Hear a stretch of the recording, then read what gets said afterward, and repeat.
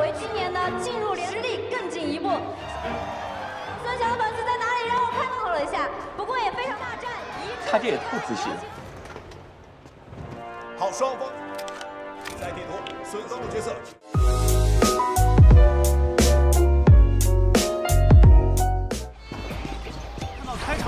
说起一夜之地图的中央，他们的美都让人印象深刻。Di sini Wenking terbayang akan Yekyu yang akan kembali ke kompetisi, sehingga menjadi tidak fokus di dalam pertandingan yang menyebabkan Sun Xiang agak lebih mendominasi. Namun ketika Sun Xiang berkata kalau Han Wenking sudah tua dan sudah waktunya untuk pensiun, sebagai senior Han Wenking akan sangat malu kalau dia kalah di pertandingan ini. So dia menunjukkan kemampuan seorang senior yang sebenarnya.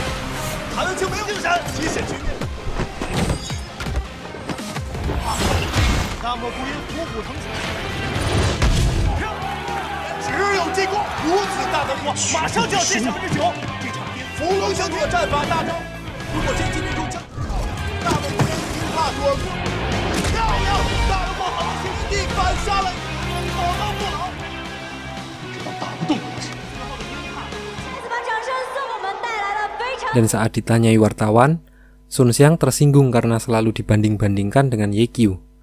Dan dia hanya alasan aja kurang beruntung macem-macem, kayak saya banget ini. Alasan mulu. Wah, sinyalnya ngelak. Next, pertandingan penonton melawan pemain pro. Dari sekian banyak penonton akan dipilih satu untuk bertanding dengan salah satu pemain dari akademi di tim profesional. Di sini saya sempat berpikir kalau Yekyu yang akan terpilih. Namun ternyata saya salah. Secara kebetulan yang terpilih adalah Little Tang. Dan lawannya adalah salah seorang murid dari tim Excellent Era. Saat maju ke depan, diperlihatkan akun Little Tang baru mulai dibuat kurang dari sebulan yang lalu.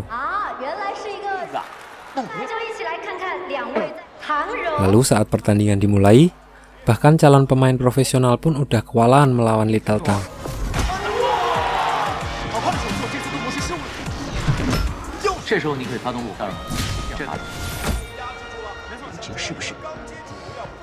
Melihat anak buahnya akan dikalahkan oleh pemula, diam-diam Sun Xiang maju untuk menggantikan posisi anak buahnya.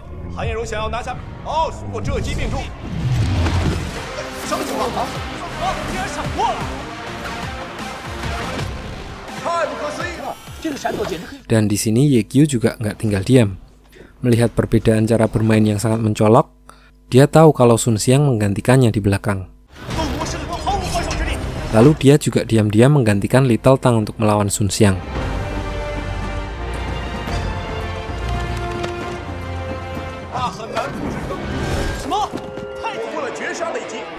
Dan pertandingan berjalan sangat sengit.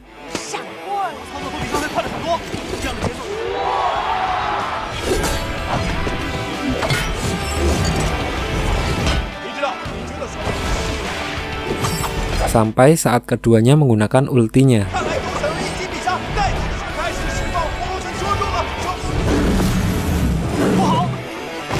Dan tiba-tiba Sun Xiang udah kalah.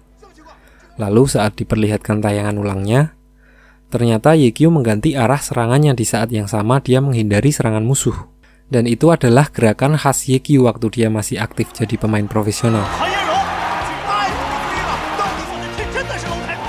Sesaat, Yekyu merasakan kembali euforia kemenangan saat masih menjadi pemain profesional. Sementara itu, para wartawan yang melihat gerakan khas Yekyu segera berlari ke tempat pertandingan. Namun Yekyu sudah tidak ada di sana.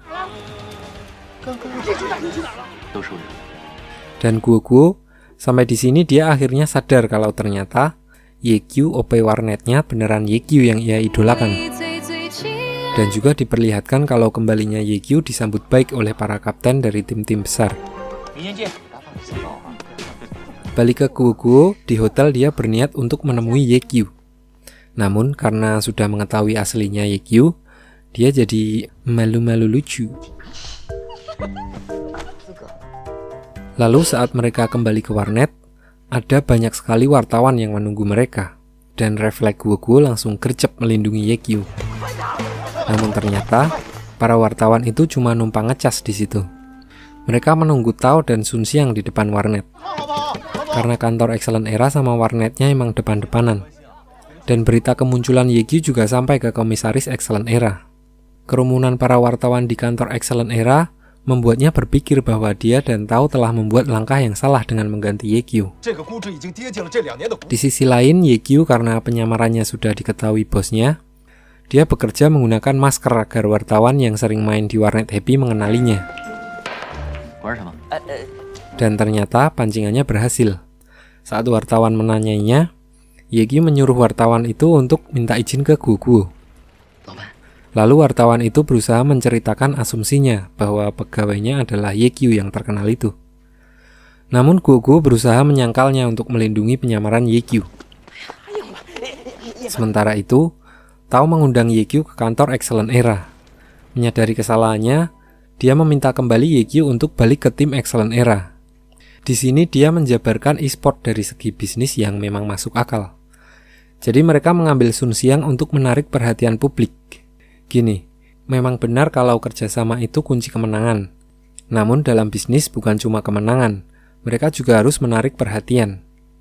Kalau kita nonton MOBA, misal Mobile Legends, di kompetisi kalau lagi war salah satu tim menang dengan kerjasama yang baik, biasa aja. Nah, hype-nya beda ketika salah satu tim menang dengan Savage, 1 lawan 5. Pasti langsung trending. Nah, itu yang dicari. Namun, di sini Yekyu berkata kalau dia udah punya tim sendiri dan dia berencana akan kembali ke kompetisi. Karena udah marah, diperlihatkan di sini Tao membuang semua komputer kenangan mereka bersama Sumukyu, yang telah mengantar mereka menjadi seperti sekarang ini. Lalu adegan berpindah kepada kenangan Yekyu bersama dengan Sumukyu yang menciptakan Myriad Manifestation pertama kali. Diperlihatkan di sini Yekyu memang dari awal sangat menyukai kelas tanpa spesialis. Namun karena paksaan dari Tao, akhirnya Sumukyu mengurungkan niatnya untuk membuat senjata itu. Lalu dia menghapus semua material di dalamnya sehingga Myriad Manifestation Umbrella kembali ke level 1 dan dia taruh di box tua.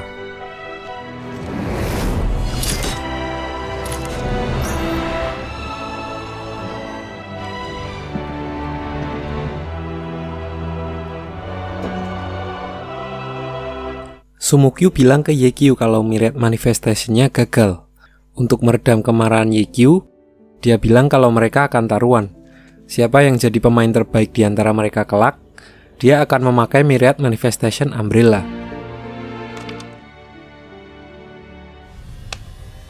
Yang sekarang cita-cita Yekyu kesampaian untuk menggunakan senjata tanpa spesialis. Dia juga menemukan sebuah buku milik Sumukyu di dalam komputer. Di dalamnya tertulis sebuah resep untuk menyempurnakan Myriad Manifestation Umbrella, yaitu dengan menyelesaikan sebuah quest untuk naik ke atas sebuah tower. Dan biasanya orang-orang yang udah bisa naik ke situ adalah akun-akun level dewa semua. Dan ditambah lagi, di dalam quest itu dia tidak boleh sekalipun terkena serangan dari monster. Maka dari itu dia manjatin luar towernya.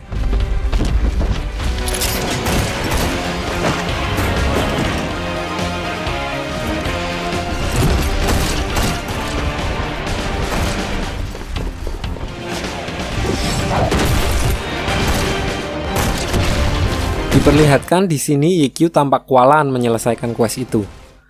Di saat genting, dia mendapatkan skill baru, baling-baling bambu. Dan dengan mudah dia langsung terbang menuju puncak.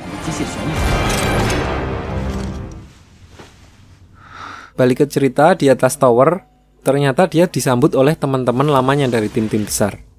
Mereka udah nggak sabar untuk mencoba senjata Yekyu yang udah sempurna.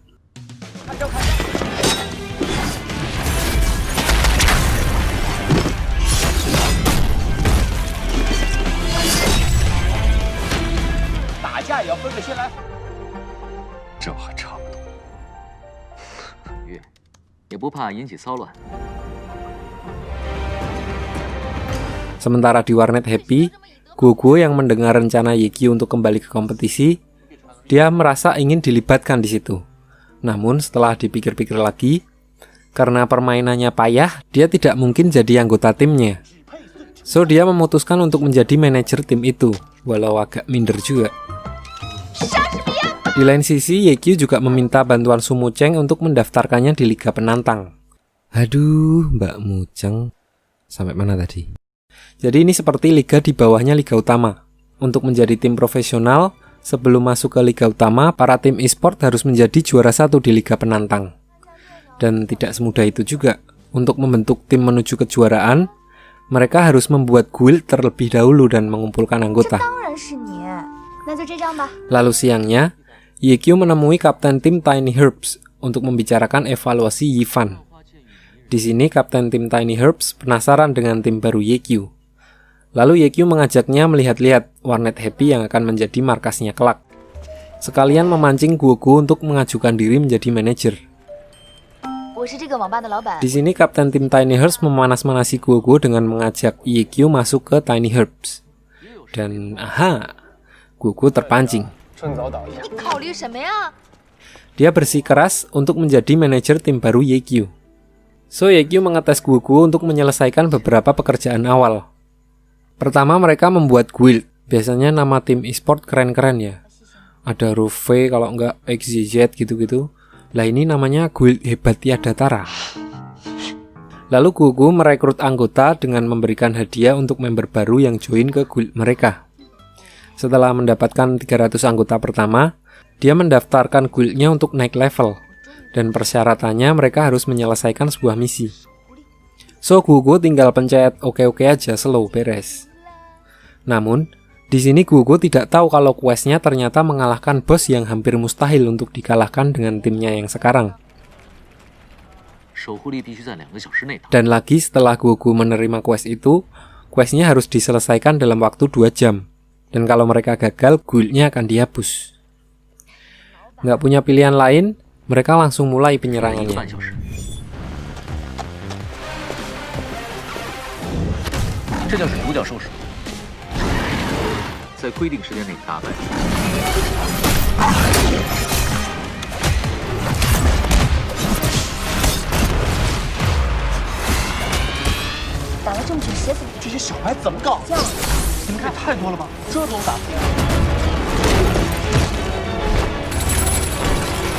Dan seperti yang diperkirakan, penyerangan pertama mereka gagal.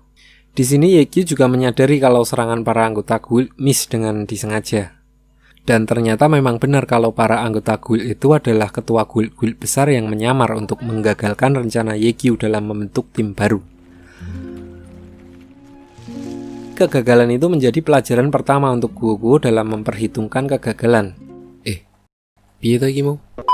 Diperlihatkan di sini Guogu sangat tertekan karena sebelumnya dia memang tidak pernah memikul tanggung jawab yang cukup besar.